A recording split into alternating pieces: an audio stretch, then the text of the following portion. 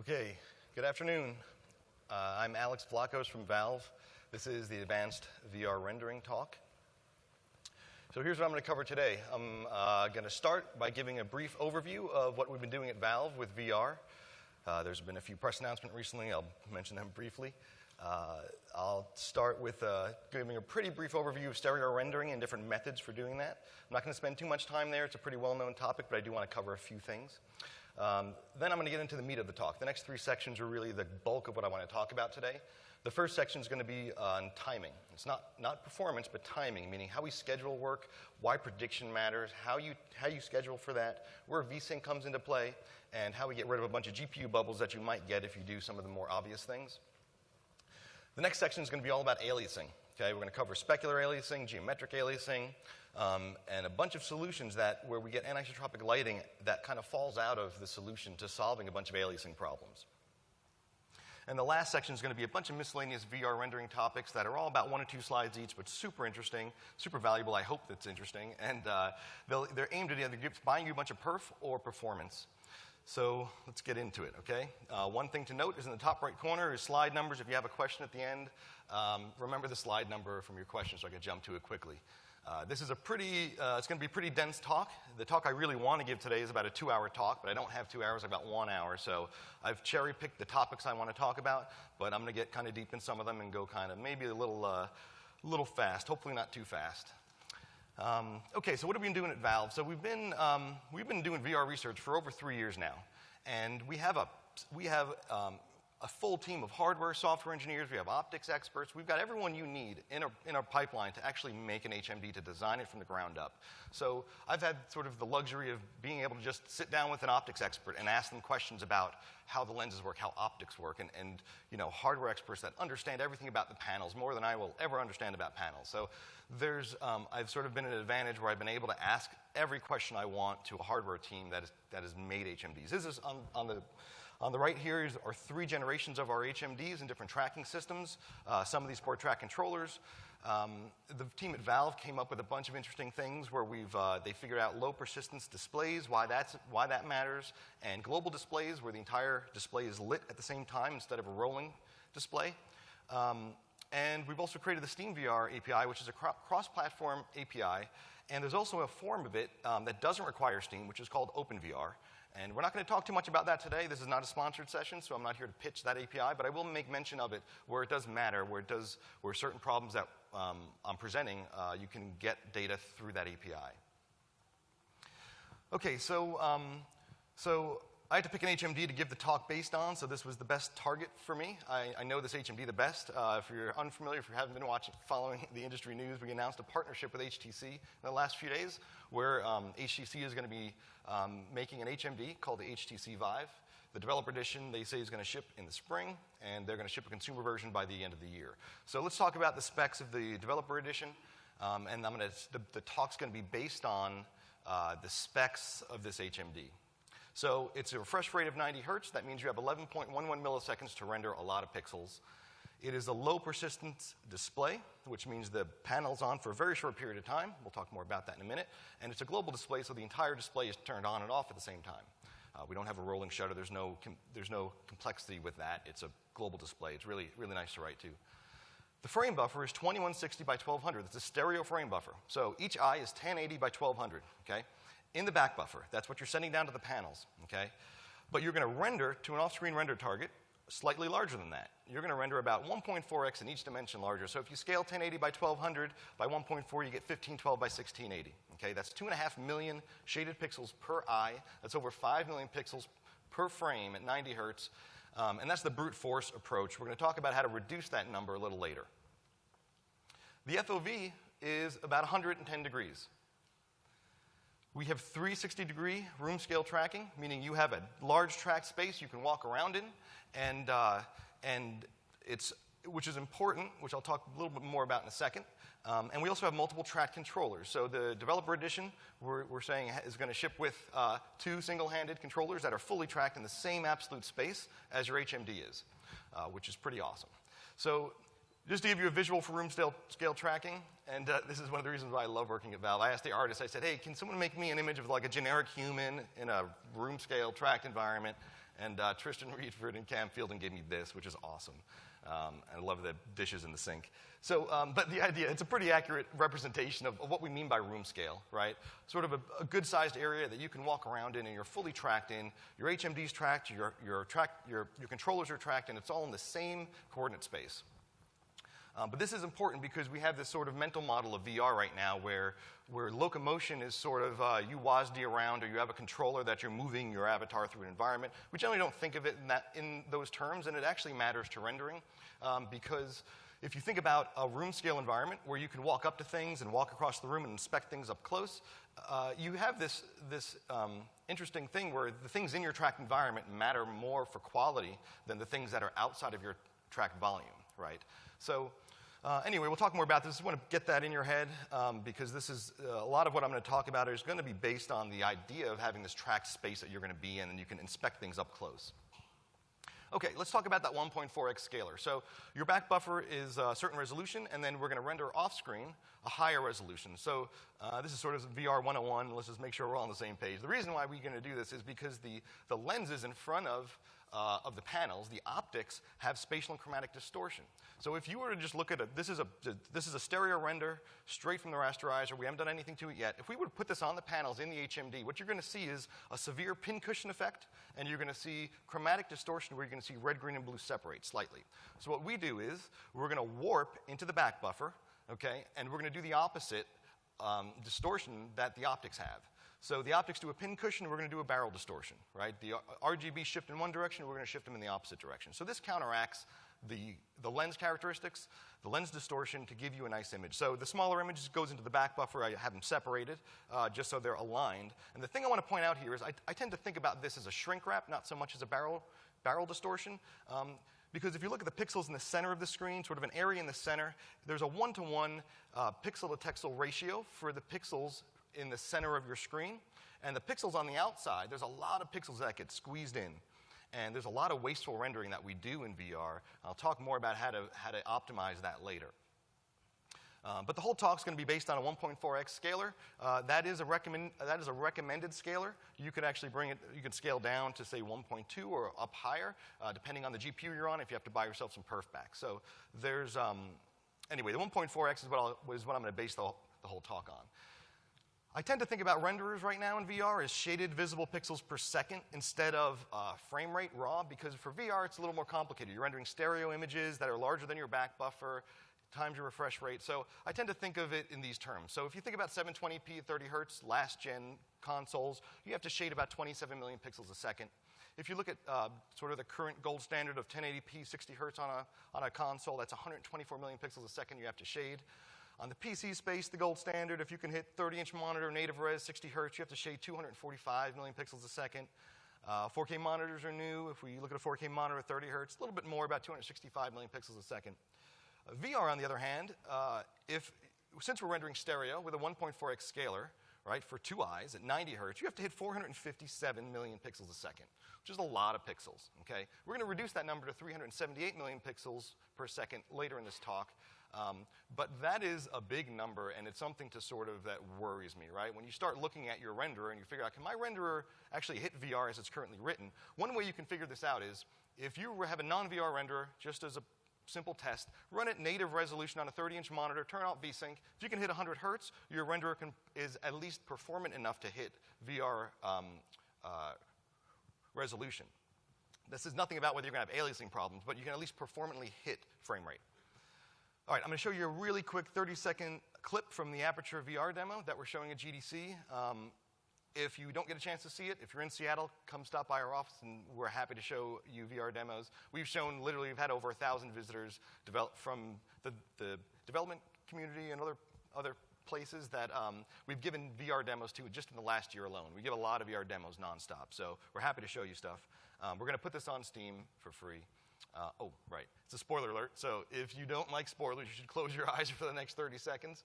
I've cherry-picked parts of the demo to not really spoil much for you. The big spoiler's not in there. There's also no audio on purpose because the writers did an amazing job with this. So there's no way I could have had any audio that wouldn't have ruined something for you. So it's visual only. It's a graphics talk anyway. So, OK, so here goes. I'll talk over it. Here's me with a track controller. I'm doing a video capture from my HMD.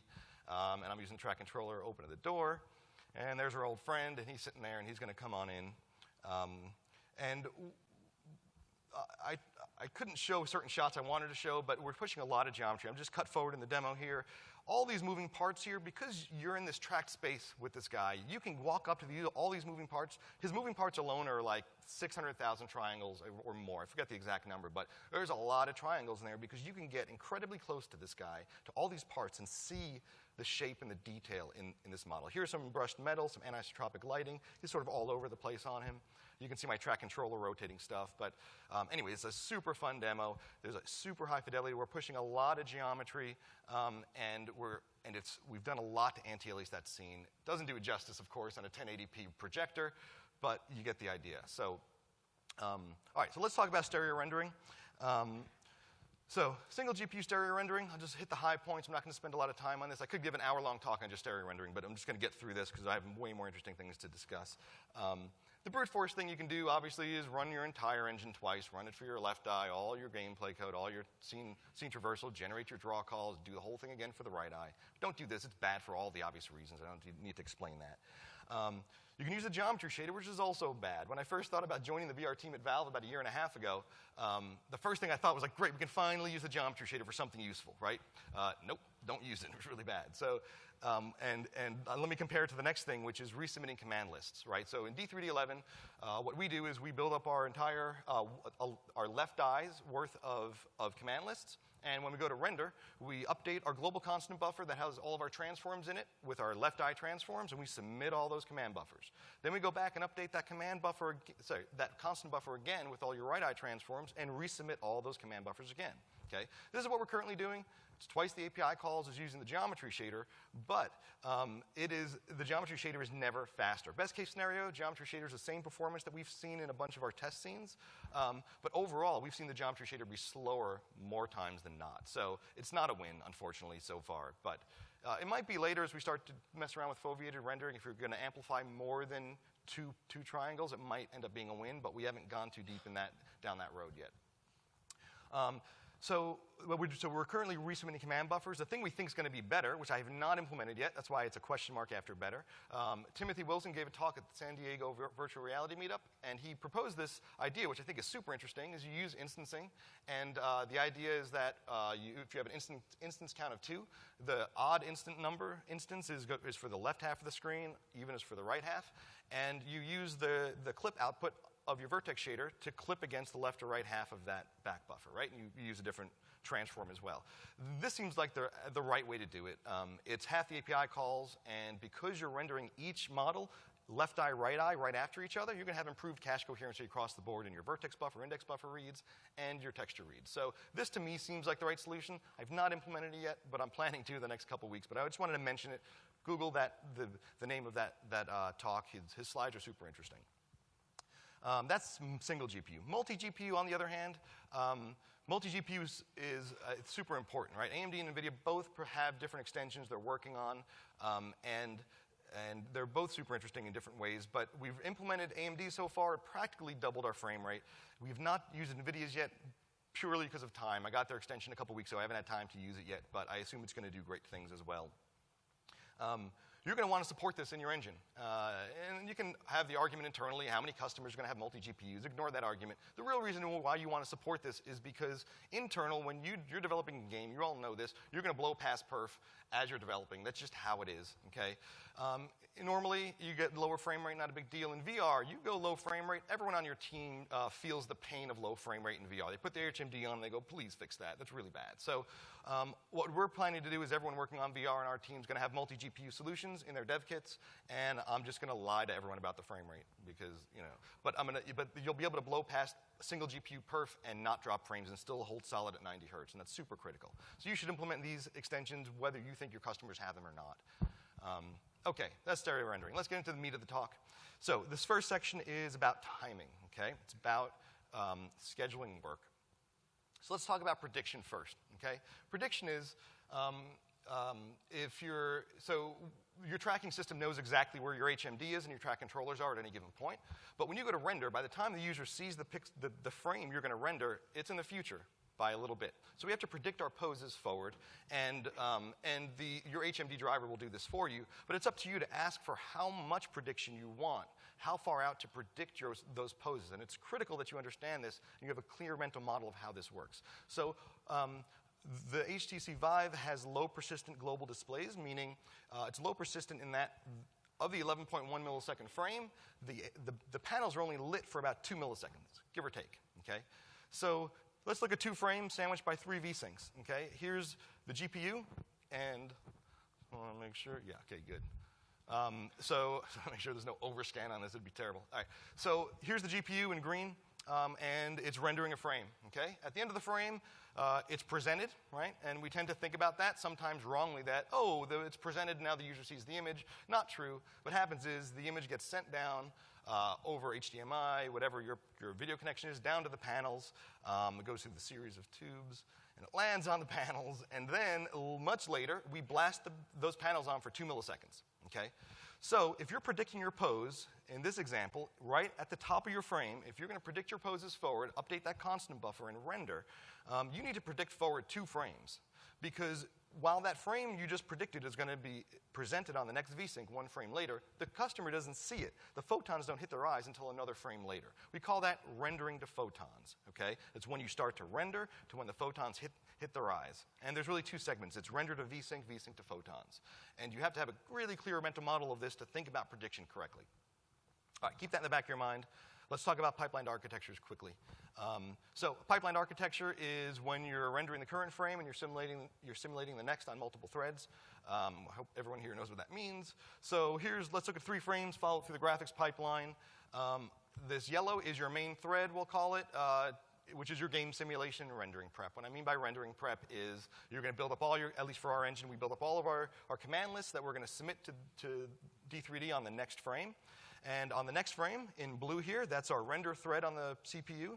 We're going to go and submit all those command lists that we built up on the previous frame, okay? And after we start submitting, shortly after that, the GPU, so below that black line is the GPU doing work.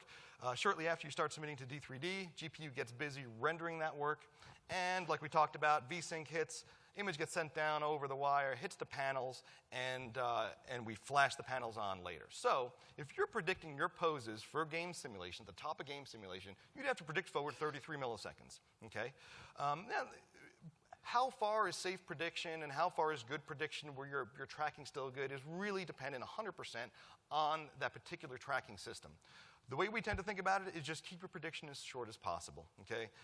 So if you predicted 33 milliseconds, we like to repredict right before we start submitting to the GPU. And so we only predict 2 frames forward. And we have rock-solid tracking at 2 frames. We don't need to predict later than that. That works great for our tracking system. But one thing to keep in mind is we are simulating with a different set of transforms than we're rendering with, okay? So we generally tend to conservatively call on the CPU by about 5 degrees in each direction out of our frustum, because in that one frame, when we started to simulate to when we started to render, the user can be moving their head. And we've measured about 5 degrees is enough to cover that movement. And if you have managed to move faster than that, you're moving so fast you're not even going to notice an object popping in at your periphery. So 5 degrees is pretty safe for us. We think that's a good number. So, but the interesting thing is, the important thing is, you really want to get that GPU going right after VSync on its frame, which is why we think pipeline architectures are just critical for VR. You want to have that frame ready to go, all your command lists ready to submit by the time you're on the other side of VSync, and that's why you want to simulate one frame, submit the next. Super critical for VR. This all relies on knowing when VSync happens, though, right? In this example, we're basically waiting for VSync to hit, and then we're predicting our poses and submitting to the API, okay? So here's the simplest VR implementation that we know of that we basically can predict right after VSync. The way you get your render thread on the other side of VSync, so this is a trick that Ottman Binstock came up with about 2 years ago at Valve, and it's still the tried and true. This is the method we use whenever we're doing anything new. we call it the read pixel trick. You call present, you clear the back buffer, and then you read a pixel out of the back buffer. Okay? This is a great trick to just fully synchronize yourself with the GPU and then predict your poses forward. It's a great way to get going. Another way to do it is instead of reading a pixel, you can spin on a query, right? You can present, clear the back buffer, inject a query, and spin on it. And it's great for initial implementation. We keep this in the engine because it's a great thing to just go back to just to vet latency issues because it's a rock-solid way to do it.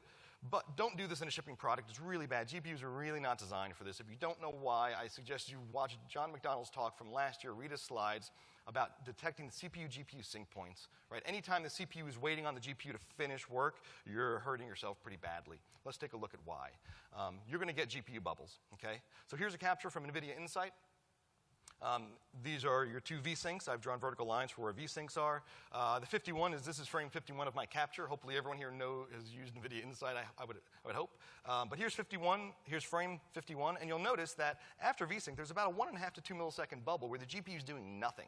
Okay, you have 11.1 milliseconds to render a ton of pixels, and the GPU is doing nothing. You just threw away 15% of your perf because you synchronized with the GPU. So all those little blue bars stacked vertically are jobs on the GPU actively working. What you want that picture to look like is this. Okay, right after vSync hits, you want the GPU off and working right away. Okay, that's gonna buy you back 15% of your perf if you can manage to get the GPU to do this. Okay, let's talk about how to do that. So here's this algorithm called running start I was working on, started about maybe 6 months ago. And the idea is that, well, let's take another look at this image one more time with a little more detail. Okay, so you can see the gray bars up top. That's where we start. So vSync hits. We predict our poses forward, and you can see those gray bars are where I'm submitting all the work to D3D. Okay? It takes about 1.5 to 2 milliseconds for the GPU to actually get busy working on that. Because you have to go through D3D, it's got to go down to the driver's got to convert it to GPU instructions, and then that work has to get scheduled, right? And so it's about 1.5 to 2 milliseconds, which is more than reasonable if you really understand what's going on in that pipeline. It's nothing to be angry about. So we want to work around that. So the idea of running start is you give the drivers, you give the runtime a little bit of a running start. So 2 to 3 milliseconds before vSync, we think is a good window. You start submitting your work to D3D then. So you predict your poses forward from then, which means you're going to predict an extra 2 milliseconds. You submit all your work to D3D starting about 2-3 milliseconds before vSync. So when vSync hits, you're actually ready to start saturating the GPU. Okay? So like I said, keep in mind you have to add a little bit of time. In this example, where it's a 2 millisecond running start, you're going to predict 24.22 milliseconds to when the photons hit the user's eyes, which is totally fine. At least for our tracking system, it's rock solid. We don't have a need to have to repredict later. It's always good to repredict. There's nothing bad about that, right? The less prediction you're doing, the better. But for us, we've seen it pretty rock solid at 24 milliseconds total. And if you see the Aperture demo, you're getting a 24 millisecond prediction every frame. This all relies, though, on knowing when vSync happened, right? Because you have to start your work before vSync. Read a pixel trick is not going to help you because you can't spin and wait for vSync to hit. You've got to start before vSync happens. So the question is, how do you know how far you are from the next vSync? The answer is pretty bad. It's tricky. You really don't know. Like rendering APIs don't give you this data. There's no API call. It's like how long since the last vSync or how long to the next vSync. You don't have that data. So SteamVR and OpenVR, we've implemented an API that actually spins on, in a separate process, spins on wait for vBlank and marks the time and increments a frame counter. Okay? And then we expose that data back to the app by calling get time since last vSync, which now gives us enough data on the PC and Windows to actually schedule our work relative to vSync and be able to predict accurately. We also have the ability for HMDs that support it. If the HMD can tell the driver when vSync actually hit with a timestamp, then we can give you even more accurate data. Instead of spinning on DXGI output wait for vBlank, we can get that data straight from the HMD. But either way, the API looks the same, super useful. If you're not using SteamVR or OpenVR, you can do the same thing. Spin up a separate process, spin on wait for vBlank, and mark times and increment a frame counter, and you can get the same data. What we really want is GPU vendors, HMD devices, and rendering APIs really to provide this, right? We're kind of being a little sneaky. We're trying to get around the fact that there's no obvious call to get this data. But anyway, that's how we're doing it. But we have that data, so let's apply it. Let's get a running start going, okay? So here's the details. The idea is we have to keep in mind dealing with bad frames, which we'll get back to later. But the idea of a running start is you're going to inject a query right after you clear the back buffer. You're going to submit your entire frame. Then you're going to spin on that query. before you call present. Okay, that puts you on the right side of vsync. It's really hard to describe with words, so let's look at it visually. Let's follow a few frames through the pipeline. Here's frame 1. Okay, we're 2 milliseconds before vsync. Forget how we got there. You'll understand on the next vsync, but just give me that. Pretend we got there. Predict your poses forward 24.2 milliseconds into the future when the user is going to see this frame, and then you're going to submit your entire frame to the GPU, okay, or to D3D, I should say. This particular example, it only takes about 1.5 milliseconds to submit the whole frame, and then the GPU workload is going to be pretty thick. It's going to be 11 milliseconds solid, so it's sort of the best and worst case, but it's a good example to explain running start. So back on the CPU, so above the black line is CPU, below the black line is the GPU. So back to the CPU thread, our render thread. We're going to spin and wait until after vsync. Forget about how we do that. We'll explain that in a minute. And then you're going to call present, and this is super critical. You want to call present on the same frame that the GPU is actually churning away and rendering that frame, okay? Because right after that, what you're going to do is you're going to clear the back buffer. So frame 1 is blue, frame 2 is going to be orange. On frame 2, you're going to clear the back buffer, inject an event query, and then you're going to spin on that render thread and calls to time until next vsync, and you're going to wait until you're at your running start 2 milliseconds before vsync. And then you're going to predict your poses forward 24.2 milliseconds. And then when you're done submitting, you're going to spin on the query you injected after you cleared your back buffer, okay? Now, this isn't a CPU-GPU sync point because you're not flushing the GPU. You're waiting for an event query to pass, but you've already submitted your entire frame's worth of rendering after it. So what that actually ends up doing is if you look on the GPU at the bottom, the first thing that happens in the frame is the back buffer gets cleared and that event query finishes. So what that spinning on that query does is it puts you on the right side of vsync and puts you on the frame that you're going to render on the GPU.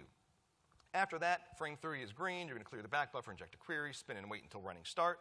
And you're going to do the same thing all over again. Predict forward 24.2 milliseconds, submit your whole frame, and then spin on the query you injected after that clear. Okay?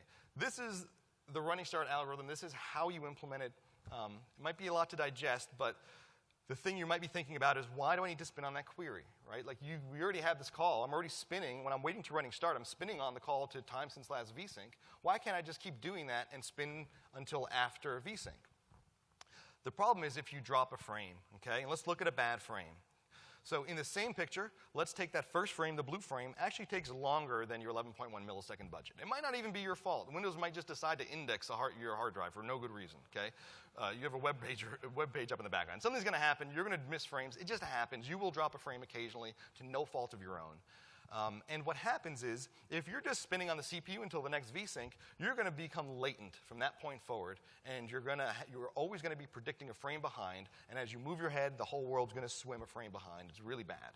So spinning on the query, what that does is it forces you to resynchronize after a bad frame so that you're rock solid predicting after that, okay? So in this example, that spin on the query is going to actually spin for an entire frame because that query that you injected way back there on the left won't actually pass until the GPU starts rendering that frame, right? Because the first thing that's going to happen all the way on the right is it's going to clear the back buffer, and that query finishes, and that's when your render thread gets released and starts doing its work. So that's why the query is critical. Anyway, that's running start in a nutshell. Hopefully that made sense. This is a solid 1.5 to 2 millisecond GPU perf gain. It will buy you. For us, it literally bought us 15% perf across the board. Our engine was just 15% faster because you got rid of that bubble at the top of the frame. Super critical. If you're using NVIDIA Insight, you want it to look like this. You want to see you're submitting a couple milliseconds before vsync. Right after vsync, that GPU should be busy doing work. Okay. Another useful tool is Microsoft's GPU view. And the yellow bars at the top is the GPU doing work. This is a much heavier workload. I did a different capture here. But right after vsync, you can see the GPU at the top there busy chewing through workloads. And you can see before vsync, about 2 milliseconds is when we're submitting to the API. Okay? This is what you want to see. And if you're not using these two tools, if you're doing VR rendering, you're not using Insight and GPU view, you should. You should really start using these tools. They're so critical. You really want to saturate the GPU. You have 11.1 milliseconds to render a lot of pixels. Okay, let's get into the next topic, which is aliasing. Okay? Aliasing is I've spent a little more than a year full-time on VR rendering at Valve, and I've spent easily half my time, more than half my time, trying to work on aliasing problems. Aliasing is pretty bad. Aliasing is absolutely your enemy in VR. It will burn so much of your time. Hopefully this will save you some time. The reason it's so bad is the camera, which is your head, never stops moving, right? You can say stand still and you can try, but your head's always moving a little bit, right? You're a meat puppet. You can't hold still. You're just always moving a little bit. So anything that aliases, you have jaggies that are going to crawl. If you're just standing still, any aliasing will just crawl nonstop. You can't stop it. It's pretty bad. So you have to spend a lot of time on antialiasing the hell out of everything you're rendering. However, the disconnect is that we're rendering a lot more pixels than we normally render. You'd think that, that we would have less aliasing problems. Well, it turns out because we have such a wide field of view, each pixel actually covers a larger angle than anything we've really done before. So let me give you an example. This is a number straight out of Michael Abrash's blog post when he was at Valve a couple years ago. It's a super clean way to think about it. If you're sitting in front of a 30-inch monitor at arm's length, your monitor is about a 50-degree field of view, okay? So at native resolution, you're getting about 50 pixels per degree on average. It's not linear, but on average, you're getting about 50 pixels per degree on that 30-inch monitor. If you're on that same monitor, but you're only running at 720p, okay, you're getting about 25 pixels per degree. That's, again, 50-degree field of view to a full-screen 30-inch monitor. In VR, with a 110-degree field of view with a 1.4x render target scaler, you're getting only 15.3 pixels per degree. I had to add the 0.3 to feel good about myself. But you get 15.3 pixels per degree. It's pretty low res compared to anything else we've rendered. And so it really makes you take a step back and figure out and realize we have to increase the quality of our pixels in addition to having to render a ton more of them. So we have to make a few different sets of trade-offs that we would otherwise not make in our renderers, I think. So first things first, let's talk about edge anti-aliasing. We think 4x multisampling is sort of the minimum quality bar. Okay? You don't necessarily need multisampling, but you need any algorithm you're going to do really wants 4x multisampling minimum. Okay? Forward renderers win in this case, so you can just turn that on trivially, and it works in forward renderers nicely. The Source 2 VR renderer that I showed, the Aperture demo, that's a forward renderer. And we've made very specific choices and trade-offs about the renderer. I can talk more about that later, but maybe in the Q&A session. But MSAA is so critical. We use 8x MSAA whenever we have the perf to spend on it. We're 8x across the board, and it looks amazing. It looks so good when you have 8x MSAA. It's really worth it. But if you are a deferred renderer, and we all understand the problems with MSAA and deferred renderers, if you're trying to use an image space anti-aliasing algorithm, the thing I urge you to do is get your engine to toggle on and off MSAA and that image space algorithm, even if you just need to hack together a forward renderer to do so. You want to stand in VR with an HMD on in a tracked environment and toggle it on and off and look at the sparkling differences when you're standing still, because that is a really good way to vet that your image space anti-aliasing algorithm is good enough, is going to hold up to whatever else is going to be shipping. Okay? But look at 4x and 8x, because 8x is going to be sort of the beginning gold standard for what anti-aliasing looks like in VR. Don't forget about jitter supersampling, right? You can use the sample modifier on your interpolator struct, and you can actually get the GPU to do jitter supersampling. So don't forget about that. That's a great upgrade for customers who have multi-GPUs or GPUs that get released later. Okay, let's talk about normal maps for a moment. So I've heard a lot of people in the industry, online and blog posts, on social media, giving talks at different conferences or gatherings, saying normal maps are dead in VR, they're not good. I couldn't really disagree more. Mostly. I mean, I mostly disagree, but there are cases where people are right when you're saying normal maps don't work, but they actually work great in a lot of the cases, and we use them all the time.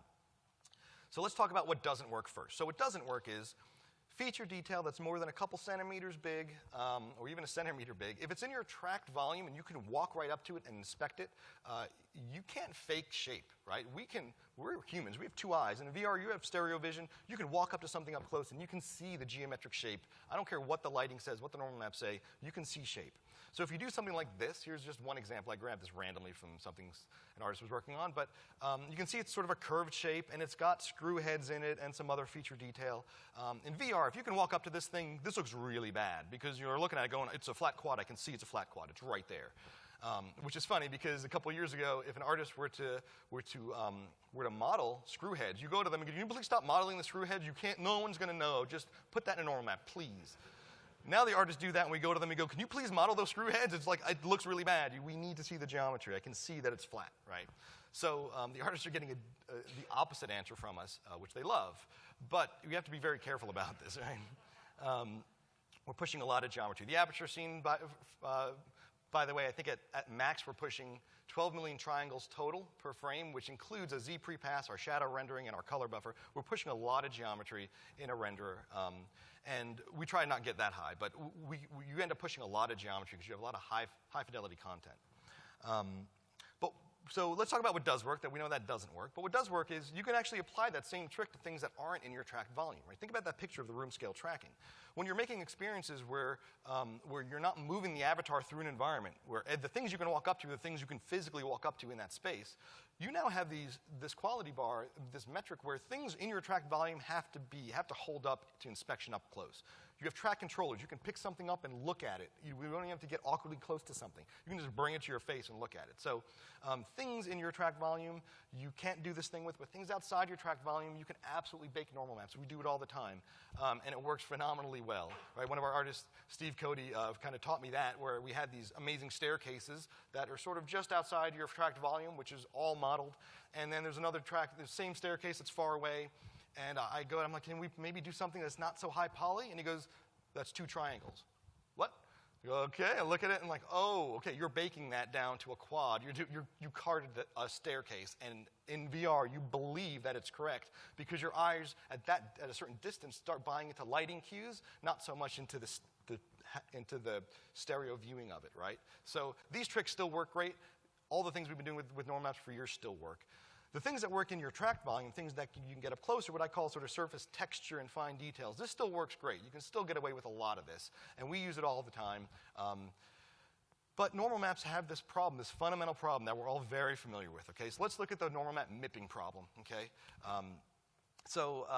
here's a Blindfang specular, pretty simple sphere with a normal map on it. If I were to super sample this, pull the camera back, do 36 samples per pixel, it looks like this, right? As this sphere minifies, as it goes far away from us, it should look like this, and that's the correct answer, okay? What we get right now, though, in most of our renderers is we push that sphere back, and with just MIP normal maps, it looks like this. It looks like this glossy mess. It's like someone sprayed cooking oil all over your object, right? And artists go nuts over this because they art pass something up close, it looks amazing, and then it minifies, and it just becomes this glossy, disgusting-looking thing. So there's a lot of research that's been done in this area. I'm not going to do a full literature survey here, but the first thing I saw that tried to solve this that was usable for real time was the guys at ILM working on, I think one of the Hulk movies about 9 years ago did something called spec var maps, which was a super interesting thing to think about. I know Dan Baker did lean mapping. You've got Toxvig at NVIDIA did something as well. Like there's a few different algorithms and solutions that are interesting, but none of them really solve the problem the way we wanted to solve it, and that kind of hit all the notes we were trying to hit. So let's talk about a solution that we put in place to solve this. So let's first talk about why we get that glossy mess. Any MIP filter that sort of generates an average normal is going to lose roughness information. Okay? So let's look at an 8x1 flat normal map. You have 8 normals, flat, pointing all up. As we MIP that down to a 1x1, you're going to get the perfect answer. It's going to be a flat normal, which is exactly what that 1x1 should look like for that flat normal. Congratulations, your math works great. Okay. Now let's look at a better example where you've got an 8x1 normal map, but there's roughness. Your normals are pointing all over the place, right? As we MIP that down to a 1x1, what you're going to get is exactly the same flat normal.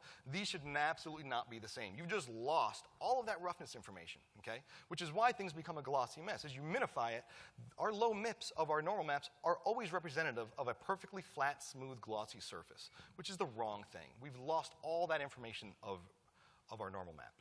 So here's the normal map visualization of a sort of a simple normal map. Here's metal siding, so you can see sort of vertical ridges. And if you look all the way on the right, the 1x1 MIP, what I'm rendering here is I just render a single point for every vector. I flatten my tangent normals into a negative 1-to-1 space, and I just render a dot for each normal and just kind of see where the distribution of normals are. And this is a good way to visualize it, I think. And if you look at a 2x2 MIP, if you look at your normal map and break that into quadrants, the upper left quadrant of your normal map, I plot all those points to the upper left quadrant of that visualization, lower left, so on, and a 4x4. Keep in mind that even at a 4x4, this is started at a 4K by 4K normal map. At a 4x4 MIP level, this is 16 flat normals. I mean, there's no data in here. When you MIP this down, you have a flat normal. You've lost all this information. And in here, what we have is anisotropic information. There's anisotropy in here. As you minify this, you really, and if you're going to light this correctly as you minify it, you need to retain anisotropy in your lighting to actually capture the range of normals that contributed to each one of those texels in your normal MIP chain. Okay, let's use this as an example. So the idea was to encode this roughness information in every texel of every MIP of our normal map. Okay, and so here's one way to think about it: is we can basically store a single isotropic value, which I'm visualizing as a circle, is the way I think about it anyway. That's basically the standard deviation of all of your 2D tangent normals from the highest MIP that contributed to this texel. Meaning, if you take all the normals that contributed to this texel of this particular MIP, you take the distribution of all those normals, take the standard deviation of all those normals, and that's effectively a roughness value that you can use in your shader. Okay? So let's take a look at what that looks like. I'll get into how we do it. But on the left is just a simple box filtered normal map.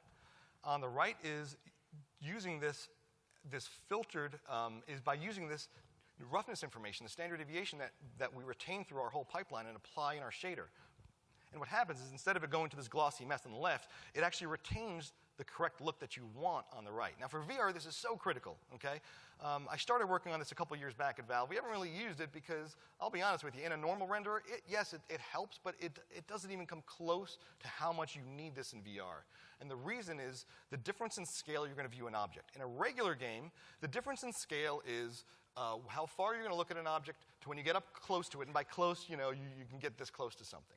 In VR, you can get this close, and that difference is enormous in how high quality your normal maps are, the fidelity that you're rendering. When it minifies, everything becomes this glossy mess like is on the left. So it's so critical to get this right.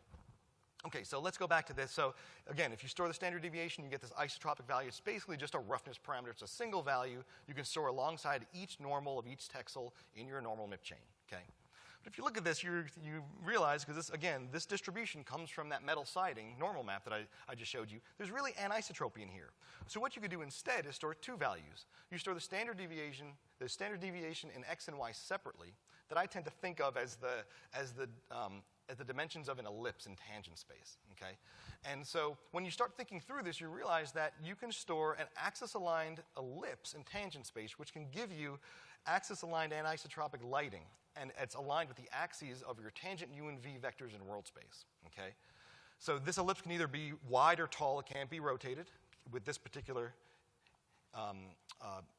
with this method, right? So you have these two values. So the interesting thing about this is, before we go much deeper on that, let me just talk about what the artists also author is. The artists are going to author roughness anyway, but they tend to author it in terms of gloss, which is just the inverse of roughness, right? The artists like to author gloss maps because that's what they've authored for years. So dark is a matte surface, white is a really shiny surface. Roughness is just the inverse of that. So in our texture compiler, the first thing I do is I read their texture and just invert it. So everything works in roughness, but it's good for the artist to have a nice interface. What we do is, if you look at the image on the left, this is isotropic gloss. This is just standard roughness. It's a grayscale gloss value. But they can also author red and green channels independently, and they can actually author anisotropy along those two axes independently and control the strength of anisotropy in each of those two directions. Okay? What we do is we MIP their artist gloss map. We turn into roughness. So we MIP that roughness map, and at each MIP level, with the roughness information we're going to create in our MIP chain from our normal map, that is the standard deviation of those normals, we just simply add them together. At each MIP level, we sum all those parameters together.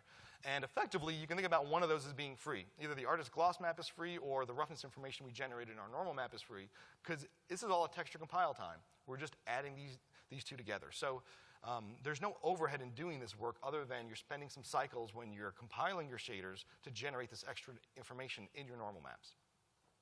All right, let's look at a representation. Let's look at what we can represent in our renderer.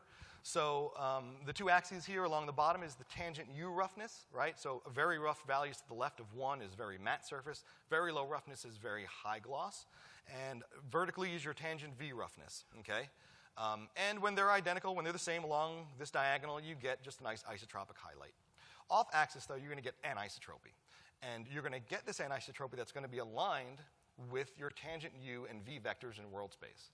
And because they're controlled independently, you have a lot of range. You can't, it's not like you only pedal the metal. You can only do brushed metal. No, you can actually do things in between. You can get subtle variations in your textures. The artist can author this per pixel, or per texel, I should say, on their model. So that example I showed you with green and red on the last slide, that's a model that has some anisotropic going horizontally, some going vertically in tangent space, right? So it gives them a lot of control over the look of those surface, and ultimately, you just need 2 additional values to store this 2D roughness information.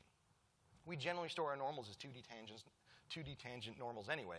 So what I realized is if I can fit this extra data alongside an alpha green encoding of our normal map, shove that into the red and the blue channels, if it compresses well, which it turns out it does most of the time, the storage is free and the fetching is free. You get these 2 roughness parameters basically for free in your shader. 95% of the time, it's free because it compresses fine. Certain situations it doesn't compress as well. It has some bad artifacts with the normal compression. And so we'll let the artists opt out and put that into a separate texture or just uncompress it. But most of the time you can get away with a DXT5 compression and it holds up in VR. And it's so critical because that you have good specular, because when you have good specular in VR, you can stereo fuse that reflection, right? If you have a light in a room shining off of a tabletop surface, with good specular, you can look at it and you can actually stereo fuse the distance to that light, and it looks amazing, okay? And so any compression artifacts in your specular, in your normal, you're going to read pretty well because you have stereo vision off that reflection. All right, so let me give you a visual representation of how we compute the specular lighting. So if you want an isotropic highlight like we have on the right, one way to do that is you can actually generate 2 anisotropic terms. In this example, they are the same specular exponent, effectively. And you can compute an anisotropy along tangent U and tangent V and multiply them together. And you're going to get this nice highlight. Okay, I'll show you the code to do this later. But if those exponents are different, though, so for example, if your tangent U has a very low exponent, but your tangent V has a very high exponent, your shape's going to be an anisotropic light shape. And this is fundamentally the concept of how you can get anisotropic lighting pretty efficiently in real-time rendering. And here's some shader code. I'm not going to step through the shader code, but so at the top is a function that takes our 2D roughness value and turns it into a diffuse and specular exponent and scale. The next chunk is isotropic diffuse lighting. So it's basically a Lambert term, but it's raised to an exponent. And that's because we want to represent a slightly wider range of BRDFs, you can think of it as, where really rough surfaces do want a slightly different diffuse term than really shiny, smooth surfaces. So we have a little bit of an exponent that ranges between like 0.6 and 1.4 based on our roughness parameter. I did experiment with anisotropic diffuse, and it looks great in some cases, but it's really not worth the instructions, so we're not doing it. We have a lot of pixels to render. The anisotropic specular lighting in the middle, this is the code for that. I won't explain it in too much detail, but you can see there's 2 chunks of code, and at the bottom I'm multiplying them together. That's what I was showing you in the image visually. And at the bottom is isotropic specular highlight. So the artist can look at something and say, we're not getting anything from the anisotropy on this material, so let's opt out of that and just go to a cheaper blend fong with this modified scalar. And this 0.33 is really just to normalize the brightness. Now, where I'm at with this research is sort of when I work on something like this, I tend to do a bunch of rapid prototyping of just trying to feel out what I want the algorithm to be. And I was trying to think through roughness and anisotropic roughness. So you do a bunch of prototypes and you come up with something that you think is good, and you put a system in place just to get the artist to tune with it. That's sort of where we're at now, right? I've got this system, this code, that works, that does what we want visually. There's not a whole lot of science behind it, I'm not going to lie, but we're at the point where I'm at the point where I would then do the next phase, which is now let's figure out the real math. How would we make this something that would be publishable, right? And that's really where the real work happens. But I'm at the point now, I'm sharing this really early on, mostly because we think that anti-aliasing specular is so critical to good VR. We want to just give as much data as we can to other devs. But this is unfinished work for sure. I mean, you work through the math. It's interesting. It works. But I want to push this further. Ideally, I'd like to work with someone external that has the time and bandwidth to do something smarter with this core concept. But this is what we're using in all of our VR renderers. It works amazingly well. The artists have a lot of control over specular, over anisotropy. And what they author up close holds up as we minify it. And you know, that's great and all, but there's a bunch of stuff where we don't have any normal maps on. So if you have a mesh with no normal map on it, everything I just told you is absolutely useless. Buys you nothing, because there's no normal maps to MIP, right? So you don't get that roughness information as things minify. So if you look at the robot and all of his parts, there's no normal maps on that particular model because the geometry is so high res, you don't need normal maps. So what happens is, as that model minifies, you get the same problem where you get this glossy, aliasing mess, and you're like, what? There's no normal maps. Why is that happening? Well, it's the same problem, but just to think of it a little differently, right? When you MIP your normal map, when you actually fetch from a lower MIP, you're representing that one normal you're using for lighting actually has a range of normals, a range of roughness that you lost with that one normal. Well, same thing with vertex normals, right? As your geometric normal gets interpolated, you get your pixel shader. We're using that single interpolated normal. But that normal actually represents a range of normals that pixel covers. If you were to project that pixel shape onto your mesh, there's a range of geometric normals that you're representing. Same problem, different solution though. So here's the solution, 4 lines of shader code. I'm using partial derivatives of the interpolated vertex normals to generate this, what I'm calling a geometric roughness term, okay? Here's a visualization of it on the right, and the idea is pretty simple. You take the ddx and ddy of your interpolated vertex normal, and that's going to give you the change in that normal across from that to its neighboring pixel. And for pixels that have the same normal to their neighbor, so that tabletop or the wall that's all black there, it's the same normal pixel to pixel, so there's no roughness information there. It's a flat normal. The normal you're using is the correct normal. However, for curved surfaces, depending on how close you are to it or how far you are from it, you're going to get a range of normals represented. So you can see anywhere where there's curvature on these models, you're going to have a higher geometric roughness factor. And these few lines of shader code do an amazing job of anti-aliasing all of your specular on your high-res meshes. And traditionally, this hasn't maybe been as big of a deal, but in VR, that little model there, I mean, these little models, that phone is like 30,000 triangles. It may sound ridiculous, but you can walk up to that phone and look at it, and it holds up and it looks amazing. Things just pop, and it adds to presence when you're in this space, in this tracked volume in VR. You can walk up to something, and it holds up. Its shape holds up to the fidelity you think it is. It works wonders. So anyway, again, this is somewhat of a little bit of a hack. You see there's a 3 exponent. That's really there. I fine-tuned that. That was really to match the roughness parameters, the standard deviation that feeds into the shader math that I just showed you. It matches the same look and the same scale. So it holds up alongside of the MIP normal maps and how the math is treating that.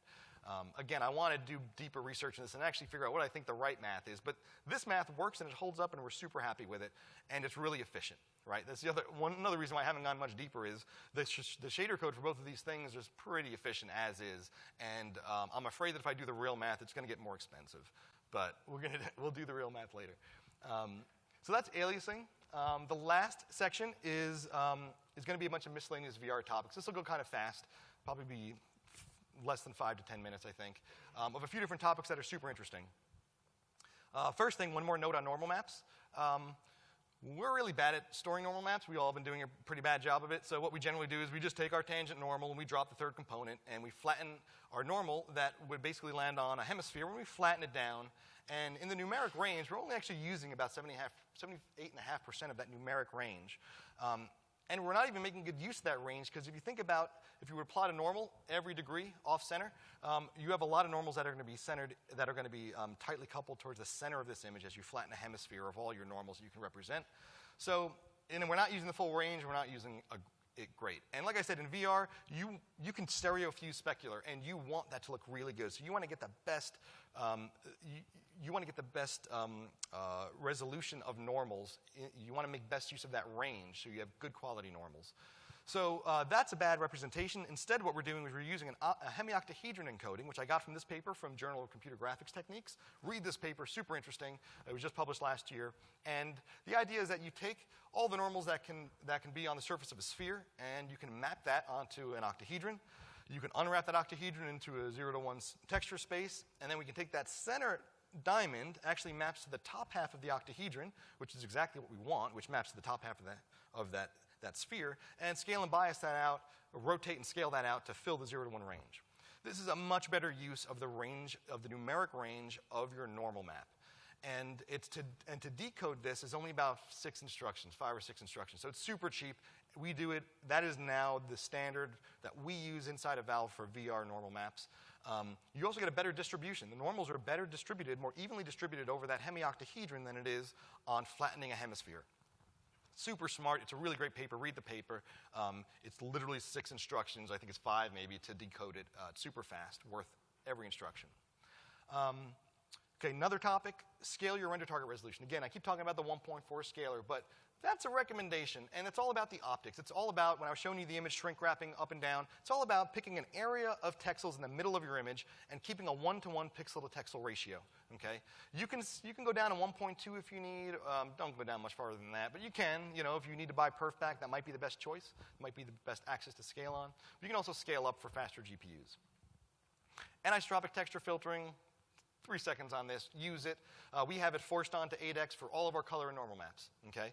When you turn on, and you make it toggleable in your engine, if you're in VR and you toggle on anisotropic texture filtering of your color maps, the HMD, I swear, it looks like it's a higher resolution panels in front of you. Something about it, those pixels being nice and crisp as they go into the distance buys you so much visually. Your brain buys into thinking that you're looking at a higher res panel. Absolutely do this. You can crank anisotropy up and crank that render target scaler down, and you can find this balance where it feels like it's the same res and much cheaper to render. Definitely play around with anisotropic texture filtering. We have it turned off for everything else, though. Everything else gets trilinear, that's it, because it makes no big difference visually. We have to keep our performance as high as possible. Noise. Noise is your friend in VR. You absolutely love noise. Noise should be added to every pixel. So gradients are horrible in VR, and we have good displays. They're not GIMP displays. It's an 8-bit 8-bit pixels, but as you're looking around in VR, because you're light locked out and you're fully tracked, your brain buys into you being there, gradients just pop. You can just see gradients worse than anything. Banding is horrible. So we add noise. We've been using this trick since Portal 2 on the Xbox 360. Yeston, one of the programmers at Valve back then, wrote this code, and we've been using it for years. It's a nice algorithm. It's like just a few instructions. This was performant on an Xbox 360. It's fine for VR. I tuned one of their values just to kind of work better in VR, but we do this on the way into the frame buffer for every pixel we're going to render. Every pixel gets dithered slightly. Few instructions, absolutely do this. Environment maps. So there's an online article down here, image-based lighting approaches and parallax-corrected cube maps. Please read that. It was written a couple years ago, and I really think it should be renamed to environment maps for VR because it's so critical, right? Environment maps in VR, your environment maps are at infinity. So if you're reflecting the skybox, it works great. Environment maps just work in VR. You look at it, and you can stereo fuse that's really far away. But anytime you want to use environment mapping in an interior space or things up close, it breaks down. It hurts your brain to look at bad specular reflections because the environment map, you're looking at it, I know the ceiling's right there, there's a shiny surface, and your brain just goes, oh, no, because you can see the reflections. You're stereo fusing it at infinity, and it's wrong. So you really need to use some kind of distance remapping of your environment maps. We support both sphere remapping and box remapping. Box is a little more expensive, but in the Aperture demo, all of our flat surfaces, we're using box remap cube maps, and it works phenomenally well, okay? We don't make them mirror surfaces, so you can't tell we're not updating them with dynamic objects, but there's enough visual information there where you can stereo fuse the reflections, and it makes sense, and it works, and it looks amazing. So please read this online article. If you're not up to speed on what I'm talking about, read that article. It's absolutely worth your time. Oh, this is a good one. Okay, so stencil mesh. This is going to buy you another 15% perf boost in your engine, okay? So the idea is, we also call this the hidden area mesh in the Steam VR API, is you want to stencil out all the pixels you can't actually see on the panels, okay? There's a complex setup here. Your eyes are behind a set of lenses that are then going to project onto the panels. You can't actually see all the pixels on those panels. And so the idea is to figure out a screen space mesh you can render and stencil out all the pixels you can't actually see. All right. Alternatively, if you can't use the stencil buffer for some reason, because your renderer is already using it, you can also render it to near Z and early Z reject all those pixels. Okay. But the idea is that your lenses produce, at least in the HTC Vive, produce a radially symmetric distortion, which means effectively we're projecting a circular area onto the panels. Anything outside that circle, you're not going to be able to see. So let's take a look at that. So here's what our normal back buffer looks like that we would send to the frame buffer. And if we mask all the pixels that you can't actually see, the image actually looks like this, which looks like two circles, which actually matches the radial distortion of those lenses. And this is all very closely tied to your optics designs, how the optics are paired with the lenses, how they're aligned with the panels. But these are the pixels, the red pixels here, are the ones you can't actually see. And I've done this where you push the HMD as close into your face as possible until your eyeballs are almost touching the lenses, and you still can't see those pixels. You can just barely see them out of your periphery, but it's really not worth rendering them. It doesn't look like a lot of pixels here, but let's look at our off-screen render target, the thing we're actually rendering, okay? Here's our unmodified, raw, unwarped view. If I overlay the stencil mesh, that circle that projects to that red area, these are all the pixels you're never going to see on the panels. Your customers will never see these pixels, so you should absolutely not render them. So you have this mesh that we can generate. The first thing you do before you render is you render this into the stencil buffer, and then every pixel in your scene, you stencil reject against that value.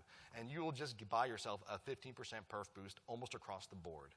Because you're almost always pixel bound. Okay, so here's another one of that visualization. Here's your off-screen render targets. After we're done rendering, we've stenciled out all those pixels. That's why they're all black. And then this is how it maps to the smaller back buffer.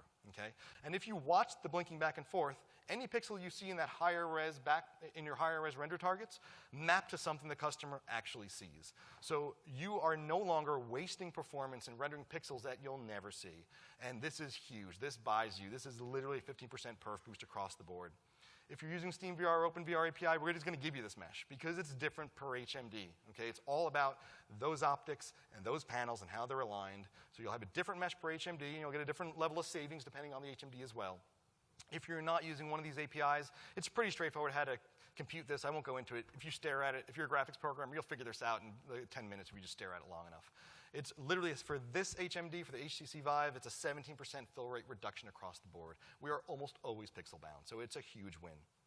Think back to one of the earlier slides I talked about. In VR, we have to render 457 million pixels a second. That's 2.5 million pixels per eye. After we apply this stencil mesh, that's how we get down to 378 million pixels a second, because you only actually have to shade now 2.1 million pixels per eye, or 4.2 million pixels total in your stereo render. This is a huge win, okay? And between this and the running start algorithm, that bought us 30% of our frame back, and it's a huge performance win. So do that. The one last thing I'll mention is the warp mesh. So we keep looking at the warp, how we warp from our off-screen render targets to the back buffer. Well, we render that with this mesh, and this mesh is, I think, 48 by 48 quads, if I'm not mistaken. And the density of this mesh is, again, it's tied to your optics, and we dial the mesh up and down until we can see no distortion as we rotate around. And a 48 by 48 mesh works great. Each vertex has 3 sets of UVs.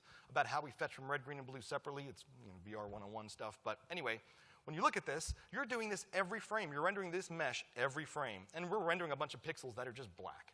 So let's cull a bunch of those polygons. All those polygons I just removed have UVs that are outside the 0 to 1 range. But if you look past that, there's still triangles that are all black. And that's because they're fetching from the stenciled out area from the stencil mesh. So let's kill those pixels, or those triangles. And you get this mesh, okay? Which makes me crazy because I'm OCD and I want it to be nice and neat. Like, there you go, that's good. It's a lot nicer. And my coworkers make fun of me for doing this, but even shaving off those little corners, it was another 1.5% fill rate savings on your warp mesh. So my craziness helps sometimes. But this is overall, this is 15% of those pixels were culled by just doing this simple optimization. And again, you're doing this every frame. So you're paying the cost of this mesh, of this draw call every frame. Get every instruction back to your artists. This is absolutely worth it. So we covered stereo rendering. We talked about prediction, the running start algorithm that's going to save you 1.5 to 2 milliseconds a frame. We went into anisotropic lighting and aliasing problems and how we MIP our normal maps in, we hope, a much smarter way. The geometric specular aliasing using screen space partial derivatives, super important. And the stencil mesh that's going to save you 17% of your fill rate, easily a 15% perf boost for us, and how we optimize the warp mesh. The stencil mesh and running start, like I said, that'll buy you 30% of your frame back. If you just do those 2 things from this talk, if you take away just those 2 things, you just got yourself a huge perf boost. And these 4 things, if you're using the SteamVR or OpenVR API, we're going to pretty much solve this for you, so you didn't even need to understand it or pay attention. But we wanted to share this. The reason why we're sharing this, though, right? Because you could say, well, why are you sharing it if you're already solving it for everyone? Well, we really want to make VR happen. We sort of don't care so much initially where VR succeeds. We want every platform that's doing VR to do the best job they can and help make VR happen. We're super excited about VR. So if you're not on our platform using our APIs, if you're on a console, if you're somewhere else in the mobile space, you can apply all these techniques to that space as well, right? And we want to do everything we can to help make VR happen. Thanks for your time.